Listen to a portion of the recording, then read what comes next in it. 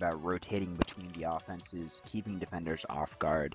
It is easy to get used to one of the offense styles and stop it, but when people are switching between a side island push, that bridge, going off of roof, tunnels, ground pushes in general, it's really difficult to keep on top of things as a defender.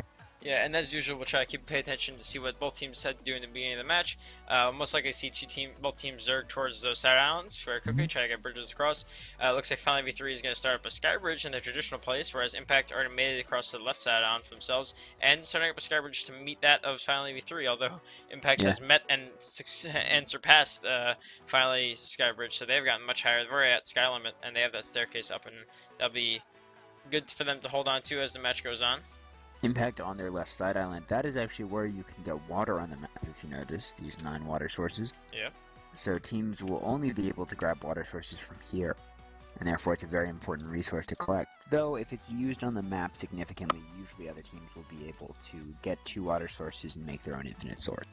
Yeah, it's usually not too difficult to get one of your own, but of course he is Jose Gamer, so he is capable of many things that we don't know about.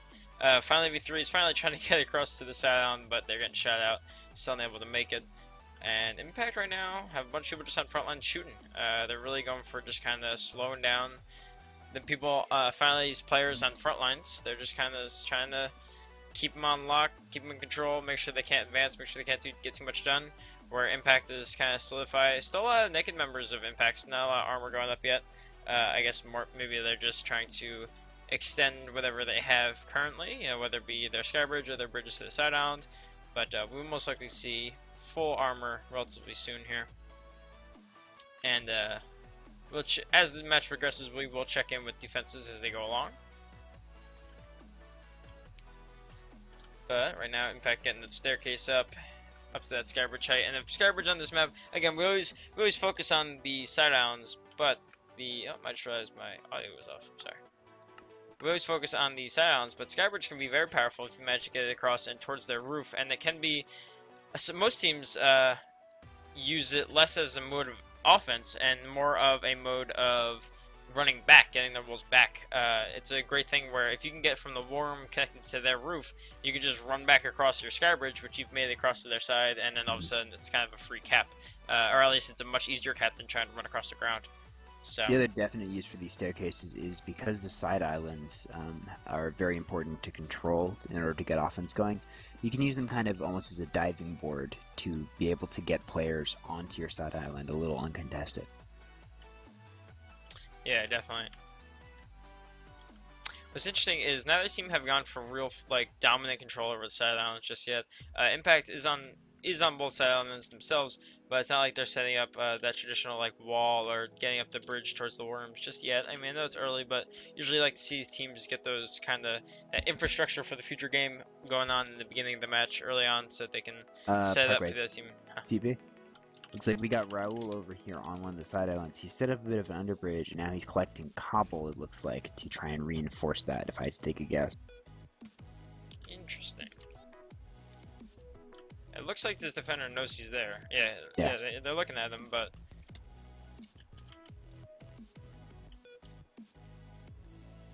So that'd be interesting. We'll keep an eye out for that.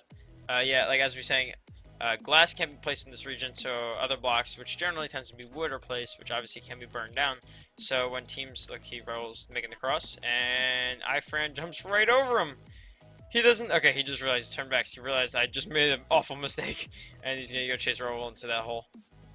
Most likely, yeah, Raul would be waiting for him in there, but at least they know he's there, and they'll be able to chase him down. Raul's got support coming in because he knows that people are gonna cross onto that. Impact knows that people are gonna cross onto that side island, try to take it back while he had jumped off. So PM Hayes here just gonna hold it down. Yeah, let's see how far he can go. There's only 2 naked people here to hold him off, but he could easily get knocked off. Oh, bumped up onto that roof a little there, and he gets taken out. Yeah, a little too much there. He might have, if he turned and fought, might have been able to take that, but good try by him. Go to early offensive push. Maybe just try to apply some pressure. Taking a look at the defenses right now, you'll probably notice in both teams an inner layer of wood, just because axes are not an item you spawn with, and they can be difficult to break through. Outer layer is often this crafting table, because it is also a wood block. You need an axe to break it. Crafting tables, however, are not flammable, so you may also see them on the side islands used instead of cobblestone. It's also useful for defenses because if you right-click on crafting benches, you will open the inventory of the crafting bench and you'll get stuck moving. You won't stop moving, so you have to shift and right-click if you want to place blocks, or if you want to just do anything, you know, shooting a bow, you know, placing a block, blocking with your sword. All that can be interrupted if you're looking at a crafting bench. So it's just those little things to try to disrupt people from getting into your wool, which will prove whether a defense is strong or not. Impact just looks like they're trying to maintain control of both islands. They have 3 people on the left island, 2 people on the right island, and they kind of have finally sandwiched in here. One of them crossing over. Oh, a little fight going on our tunnel here. Is that Raul and Ipichu, but Ipichu loses that duel. In the meantime, Impact is solidifying the sky bridge very well. They have the staircases and the crafting benches again, so it doesn't get burned, and so that they have a quick way up without having to get worried about getting shot off or anything like that. And they're actually starting a similar sky bridge on the opposite side of the map, which is actually an interesting call, because not a lot of teams want to split their resources and their team, and their player counts between 2 sky bridges and both side islands. But if finally V3 is not going to take advantage of this kind of spread, then they might be able to get away with it.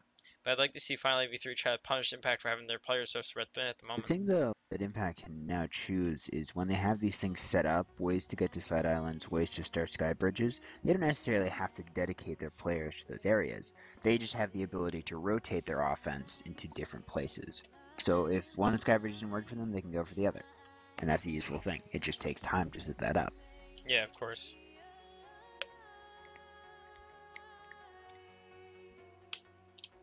Excuse me, guys.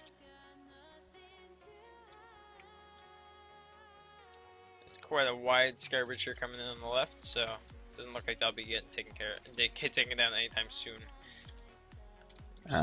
If we look at Ginny over here, he's doing a very common midlining thing that is done. He's taking out the bottom layer of the house, which is a little different than what we used to see on the other incarnations of this map. Reason for this being that people out of spawn can very easily rotate between the 2 sides, whereas when you have those doorways, as you may see on the other side, if you run by, you can easily place some wood or some other block to block off that entrance, and you can have some time to go and fight the defender before people can get out of spawn to help them out. Yeah, so having that open at the bottom, and then of course you've seen many teams open up the roof, taking down the roof altogether, and if not the whole thing, maybe just the back, so offenders can't get up here and bridge easily over defenses. So that'll be interesting to see if they also go for that. If they maintain control on front lines, I'd imagine that they try to do that as well. Looking at the scoreboard right now, we'll notice some numbers next to those boxes. Those boxes will keep us updated on who has touched wolves, who has capped wolves, which are the main methods of deciding the winner. Those numbers next to it are the idea of proximity, though, which we'll see on a few other game modes. And basically how proximity works is the closer you are to an enemy wall when you kill someone, the better. The more it updates that number, the lower that number gets. And if we have no touches at the end, or if there's an equal number of touches, we'll go to proximity to decide the winner. We'll see who pushed the farthest and got a kill there. Immediately though, Raul getting a touch for Impact on Orange Wool. As we say that, and it looks like, I'm trying to figure out how he got in. It looks like he tunneled, popped up, and then just kind of punched his way through the front of the defense and walked in. So good on him, that's an early touch, and now Impact is in the lead with that wool touch. I'm not sure if the defender is even aware of this, but Raul is making it very calm. Yeah. Looks like they have a member. Yeah. So finally V3 were taking out the roof themselves, and the guy taking out the roof did spot Raul up in his defense. So they know he's there, and Impact, over here it's Hatchie, I believe, is working on making that bridge to the war room. And if they complete that bridge, not only is that a method for them to get back into the war room if need be, it's a way for them to get that wool back onto their side and capture it. So yeah, that bridge really needs to get shut down relatively quickly, or it's going to be a huge threat for finally V3. One person is definitely not enough to hold that if finally V3 rotates to stop him. So we do have one person helping out, PM Hayes, taking this spot up on top of the side island roof, which is a nice spot for bow work. You can really shut people down, get a good call out, and also be kind of safe even if they push over a bit. Yeah, definitely. And it looks like finally has decided to get up on the sky bridge and extend towards Impact. So they're trying to meet the sky bridge and take this fight up top with Into the Void here. It'll be interesting to see once those skybridges connect how either team deals with that, because it's always that interesting meta on CTW. Once those skybridges are connected, it's kind of that communal skybridge. It's always interesting to see how that fight kind of ebbs and flows, and which team keeps control of it, which team progresses it, then takes it back, then loses it. So it's always kind of a fun little fight to have had. Looks like finally through was trying to get across, but that one wide bridge is easy to just get shut off, and they're gonna have a rough time trying to get to those sidelines at the moment. They really need to work on solidifying those bridges across, and we have PM Hayes actually just gonna run across said bridge because Raul is leaving the wall and currently running back and just dodging everyone. He's running across a one wide bridge with the wall, and he is on the side island safe with a naked guy from finally chasing him, but as long as he doesn't get shut off this non-shoot-offable bridge, he will be made back safe, and that will be a wool cap, an early wool cap for Impact. That's Raul getting back there on control. Great job by Impact on that. I just want to take a quick second now that we're about 10 minutes into the game to look at the sides, though. If you look at this defense over here with Sinnes, he's got his wall up, he's got a layer of crafting table so it's not burnable, he's got these places to stop people from just running up to him. Over here, he's got this glass to be able to see people tunneling. He's got really everything done very quickly. Impact's got their main building taken down. They're really getting this infrastructure up very well. Not the case with Finally V3.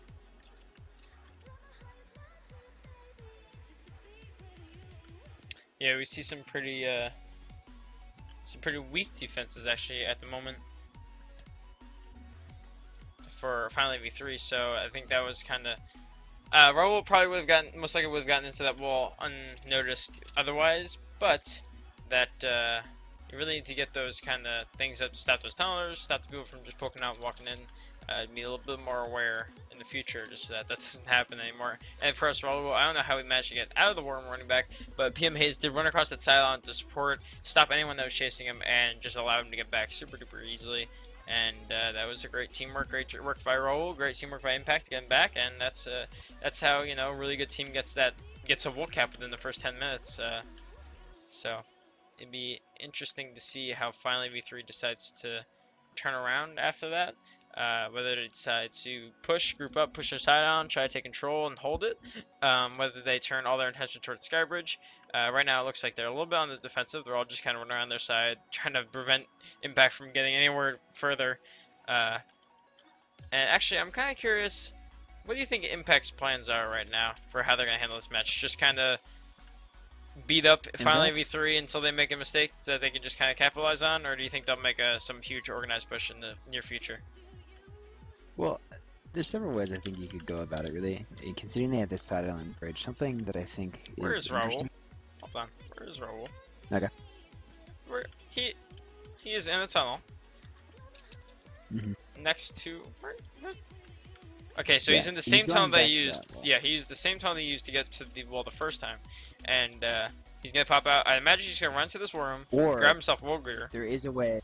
There is a way you can cross over this side. Yeah. Yep. Or you through the building.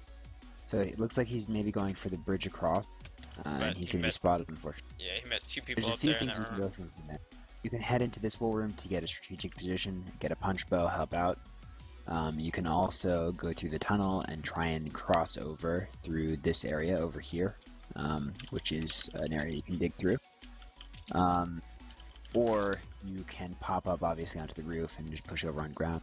The thing that I would do personally in this situation Impact is I would put a lot of people on this left side island. I would focus on getting some non-flammable blocks, like these crafting tables, well done, onto this staircase so it cannot be burned down. And I would get this as a solid bridge into the wall that I already have. The reason I would do this is because from this wall, you're going to be able to kind of get a staircase going from the wall room to the roof. And what that will allow you to do is basically bridge from that wall room over to this one. And once you have that, you can take the wall out of there, get it across the roof again, get it back into this wall room, and then it's just straight shot back home. Yeah, and sometimes making that cross to the roof is one of the harder parts, but once you get there, you're in such a great position to get back safely. I mean, it's such a huge advantage for your team if you're able to get into that position. And of course, getting the bridge off to the wall that they're no longer defending the wall because you've completed it already or you've captured it already. So you're able to get in there and get yourself full gear, which is diamond chest plates, golden apples, punch bows. Punch bows. Yeah, it's all great useful things. The only thing is you have to be careful. If you get into the worm, get that wool gear, and then run out and you start dying, you start feeding defenders that worm gear, which is always a very scary thought. Now, punch bows do not drop, but the gapples and the chest plates do, and you have to be careful of that. Roll back again in this tunnel. Looks like he's going. I would personally try and get into that worm again just so I could get some pressure with the punch bow. Yeah, I would as well. And help Hachi get this staircase over there, but obviously we don't know what he's going to do yet. One person coming up behind Hachi right now, actually, it seems like, although he's shot out by PM Hayes, it seems. Yeah, there's just a little discussion in there in my chat saying Raul kind of solo capped that, and while he did do a lot of work, again, as people were saying, PM Hayes pushed across that bridge to kind of delay the people that were chasing him. I mean, if you have 3 people on your heels, it's a lot different than having 1 guy on your heels and 3 people fighting someone else. So it's just those little things. It may not have been the whole team helping him get back, but that little teamwork where you're working together, it's those little synergies that help you really do really well in the long run. Although, to be perfectly fair, this is a team that's not very experienced against one of the best teams in this tournament. Yeah, of course. And as we saw earlier playing on Ascendant